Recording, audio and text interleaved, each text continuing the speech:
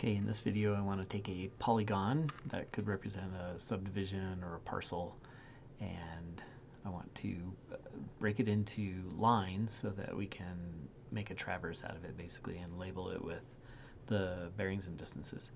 So first step would be to use a tool to create a line field from this, or I could just manually add a feature class to the geodatabase and draw the lines on that blank new feature class using the traverse tool, which would update the Kogo and stuff. But I'm going to do a little more manually, which I don't think takes much more time anyway.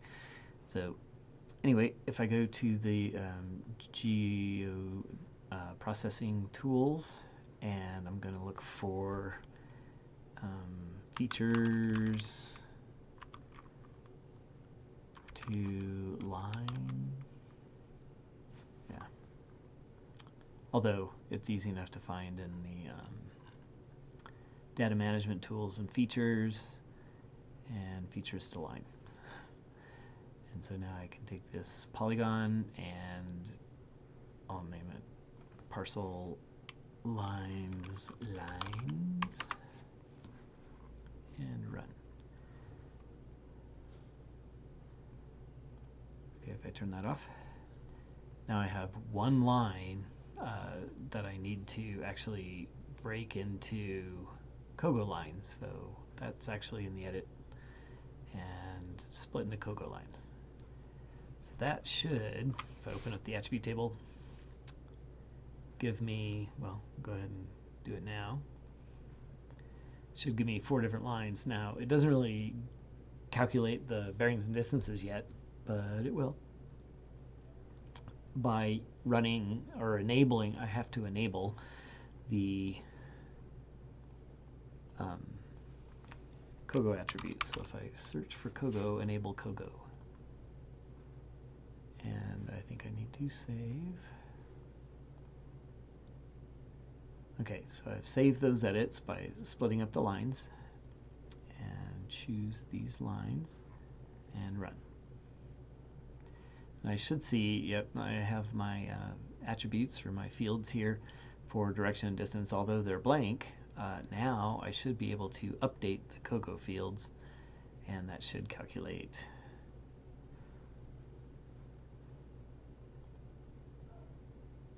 I don't think this matters. If I put it in DMS, and the problem is the direction field is double precision, and DMS turns it into text. So I don't know why that does that. So it doesn't matter what you do here. It's still going to calculate an azimuth. There may be a setting somewhere that allows me to change these to actual bearings. It used to, so there may be their setting. I'd like to hear some comments on how to do that, or I'll look it up later. Anyway, this isn't a big deal. Well, I can make a big deal out of it, I guess, by converting these azimuths into degrees, minutes, and seconds. And I sort of like it this way because azimuths are much easier to work with computationally. I just need to add a few more fields here. So after I save these edits and clear the selection here, I'm going to add some fields here. For a bearing, I need a field for the decimal degrees, so I'll just call that DD, and that'll be a floating or double. And then I'll need a north-south field, and that'll just be text. Then I'll need, well, I don't want it to be 255 characters, maybe just 3 is good. Actually 1 would work. This field, I need, I'll just call it capital D. That's my degrees, and that's just going to be a short integer. It's just going to be less than 360 degrees, less than 90. And minutes, same thing, be less than 60, or so that's going to be short also. And seconds, I could have some decimal seconds even, so I'm just going to call that a float. And last field is going to be my east-west field. And again, that's going to be text. And like 3 characters. Okay. So my first step is I'm going to calculate.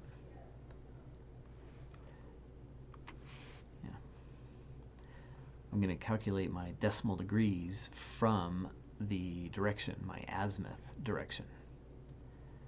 So I'm going to right click on decimal degrees and calculate field. And this gets a little involved, but nice and fun to do. So let's, in here, I want to define, in the code block I'm going to define some function or whatever, so I'll just call it degrees. And I need the direction field's values, so I'm just going to double click direction in the parentheses. So that's the function I'm going to define here, so I'm going to define DEG, and I'll just name that direction, dir, and end with a colon. And here's where I could do some if statements. So if, basically, dir, and that's going to be the value in the direction field for each row, or for each line. If it's, what, less than, well, you can figure it north-south first or east-west first, but I'm going to go ahead and do it sort of logically and do north-south. So if the direction is less than 90, then you're heading north, right? But it also could be greater than 270 and still be north, right? So that's going to be my if statement. So if it satisfies either of those, so that's why I use an or, not both of them because it can't. So I'm going to, what? How about my bearing degree is going to equal, well, I don't know what it's going to be equal to yet, so I need another if statement. So I know it's north, but I don't know if it's east or west, so I'm going to add another if statement to see if it's east or west. Well, that means that's pretty easy, because if it's less than 180, then it's east, right? So as far as azimuth goes, once it hits 180, it starts going west. So east is 0 to 180.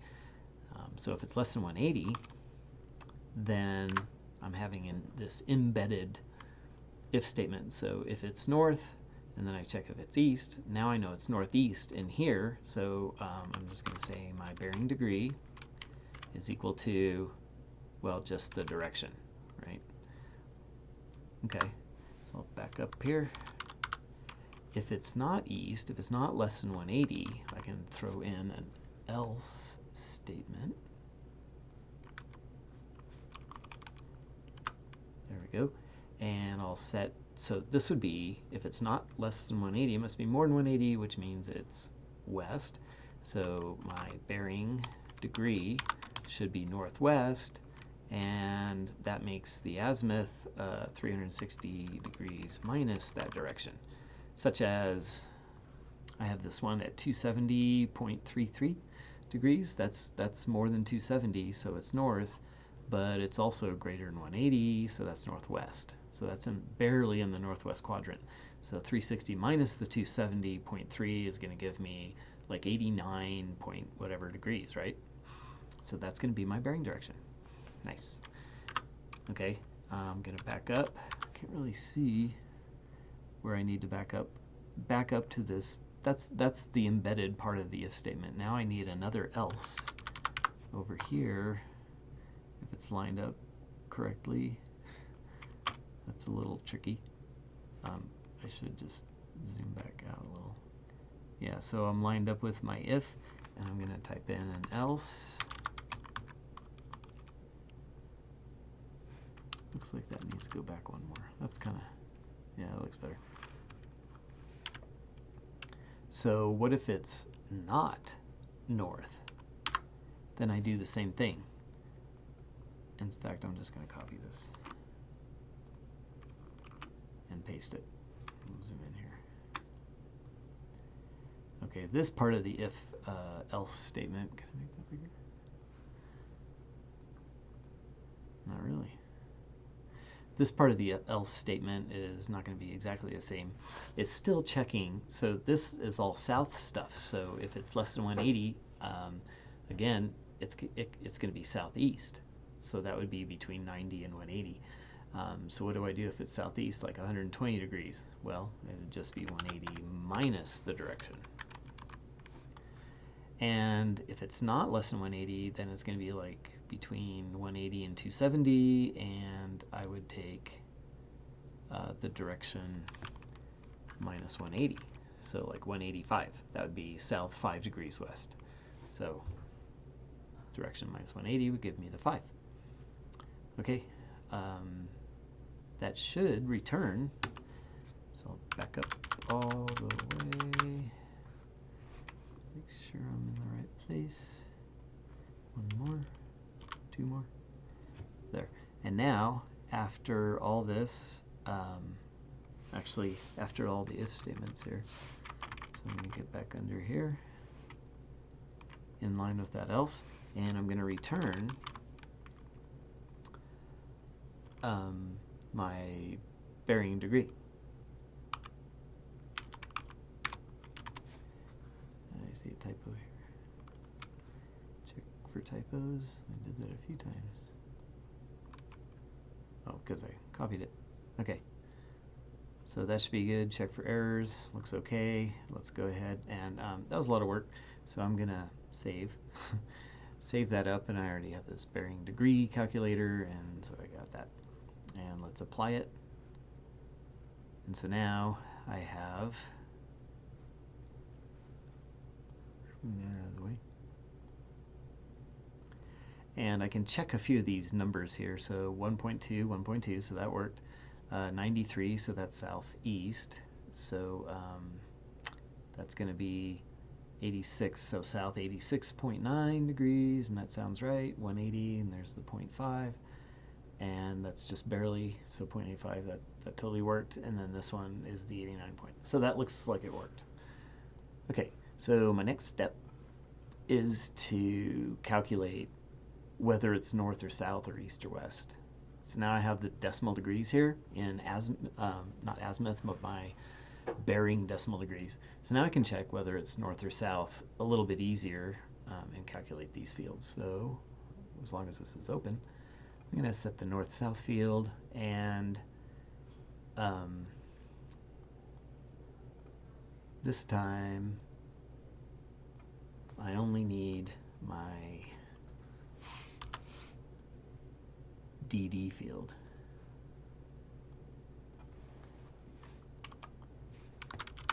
So I'll just call that bearing.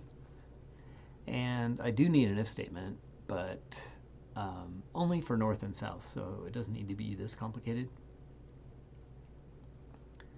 So let's just say I start right here. And so if B and G is, again, the north-south is the same criteria basically. So if it's greater than 270, bearing is greater than 270, or B and G is less than 90, what am I going to do? I'm going to return a big N, right? Else, so if it's not, what I'm going to do? I'm going to return a big S for south. And that's all I need to do to populate the north-south field with an N or an S. And that'll be good for labeling too. So I think I got it right. Greater than 270, less than 190, that'll give me a north, otherwise it'll be an S. So let's just apply that. I don't see any errors, so I can check there. Okay. And agreed, yep, okay, and apply. And so they're all north, which means I'm missing something.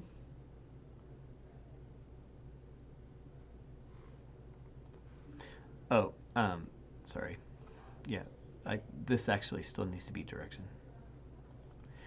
because I'm checking the azimuth here. Otherwise, that's all between 0 and 90, so that's why it's all north.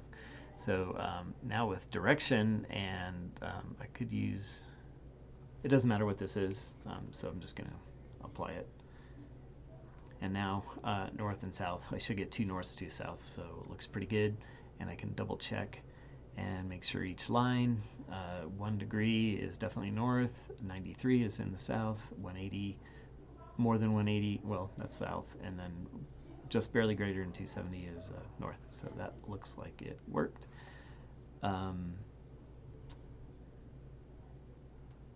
That's simple enough to where I don't think I want to save that. So let's go on to now finding the actual just straight up degrees, and that's all I have to do here is truncate this number. So that's what I'm going to do. There is a truncate function. It works a little weird, but so I'm going to calculate on the D field, and I'll just call this NS. And now I want to just pass the decimal degree, right? Just in parentheses. So I'm passing through, I'll rename that NS, and this is going to be DD. So whatever it is here, I'm just going to make, I don't know if I can return this in one setting. You're not really supposed to do that, so it's better to just say big D is equal to math.trunc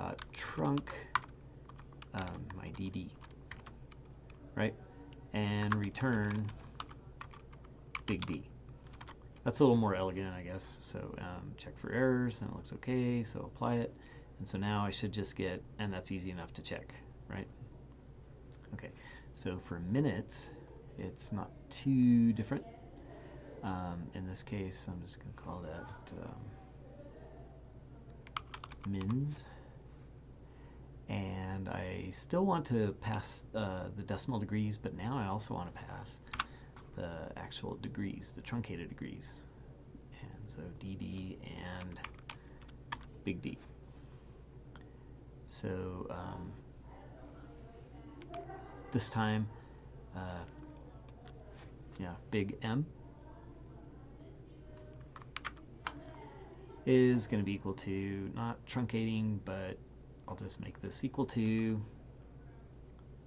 well, I suppose I can, the decimal degrees minus the truncated degrees times 60. So, excuse me, I'll put that in parentheses and multiply it by 60. I think the math can do that, so let's check. It doesn't like,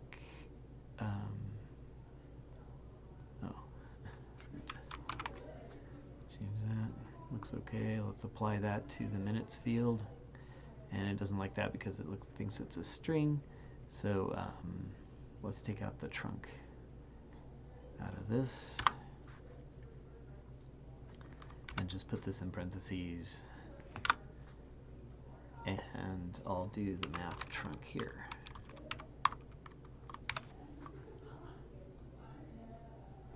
Oh, and that should be an M. Huh.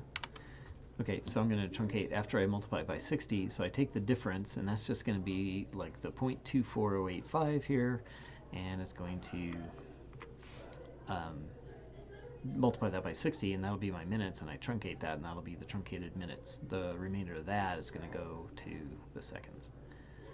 The other way to do that would be, this is the same thing as using the modulus function, which we could try in the seconds. So anyway, let's just apply that and see if it works. There we go. So yeah, 0.85 is very close to 51 minutes, and it looks like it works pretty good. There you go. Okay, now for seconds. Seconds are now a floating, because I wanted some decimal places on that, so I'll call this seconds. And I still want to take the decimal degrees and the degrees, and I think I want the minutes also, so there we go. All right, so I could say big S for seconds, and S, and I don't want to truncate this time. I think I do want to round it though to 2 decimal places or something, so I'll keep it that way. So what is the seconds? What are the seconds? So well, when I subtract the decimal degrees from the integer degrees here, I'm getting the fractional, the modulus basically of that, so the remainder, the 0.24, the 0.93, and I multiply that by 60. All I need to do here is take that and subtract the m. So that's going to be before it's truncated, that's just decimal minutes, right? And if I subtract the regular minutes, the 14, the 56, I'll get the remainder of that. And then I need to multiply that by 60 again. I was going to use the modulus function, but this just seems to be easier. So I multiply that by 60, and then that's what big S is going to be equal to, and I'll round it to 2 places. So that should work if I'm not mistaken.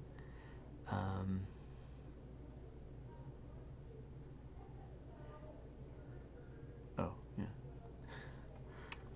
Thank you. I'm glad I checked that. Okay, so let's apply that to the seconds. Don't forget to change your field name when you're using the calculate field, more than one field. And there I go.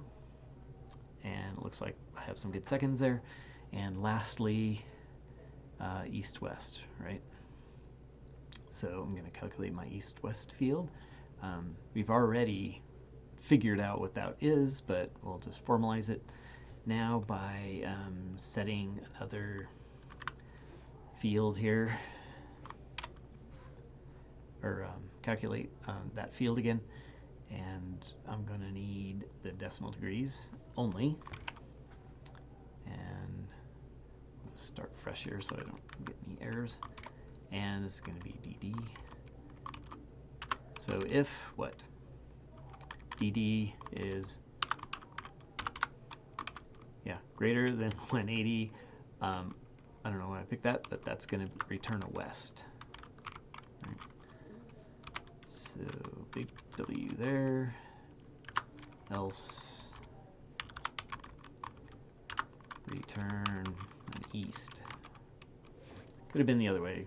This could be less than, and that could be an E, and that will be a W. That should work, so I'll go ahead and OK that and end it. Probably shouldn't have done that. So let's calculate the field again. Oh yeah, I had the wrong field again. So let's redo that.